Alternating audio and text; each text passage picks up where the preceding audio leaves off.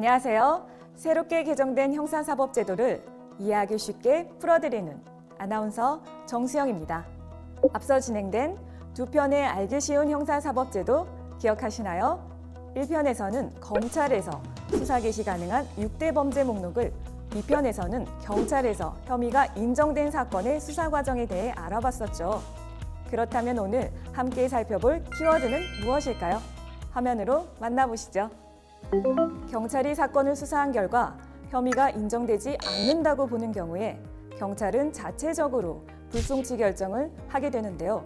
물론 이 경우에도 불송치 결정서와 해당 기록은 검사에게 송부하게 됩니다.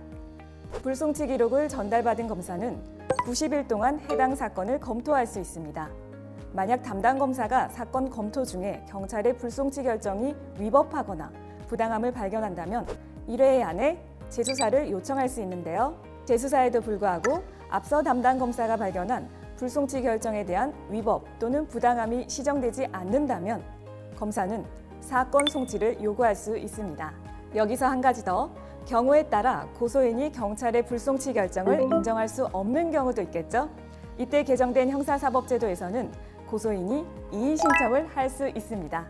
고소인, 고발인 또는 피해자가 경찰의 불송치 결정에 이의 신청을 하면 경찰에서 관련 사건을 검찰로 송치해야 하는데요.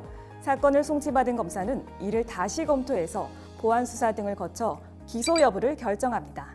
자, 그럼 좀 더 알기 쉽게 불송치 결정 이후 과정을 전체 흐름들을 통해 살펴볼까요? 첫째, 경찰은 수사 결과 불송치 결정을 할 경우 관련 기록을 검찰로 송부해야 합니다.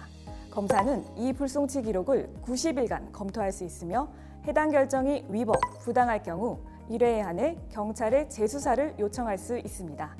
둘째, 고소인은 경찰로부터 불송치 결정을 통지받고 이 결정에 대해 이의 신청을 할 수 있으며 이때 경찰은 사건을 검찰로 송치해야 합니다. 지금까지 경찰의 불송치 결정에 대한 검사의 검토 과정과 고소인의 이의 신청에 대해 함께 살펴봤는데요. 저는 오늘 소개해드린 이 과정을 통해 수사기관이 혹시 있을지 모를 피해자의 억울함을 한 번 더 꼼꼼히 살펴볼 수 있을 것으로 기대합니다. 앞으로도 검찰은 다른 수사기관과 협력해서 모든 수사 과정이 공정하게 진행될 수 있도록 노력하겠습니다. 그럼 다음 시간에 뵙겠습니다. 고맙습니다.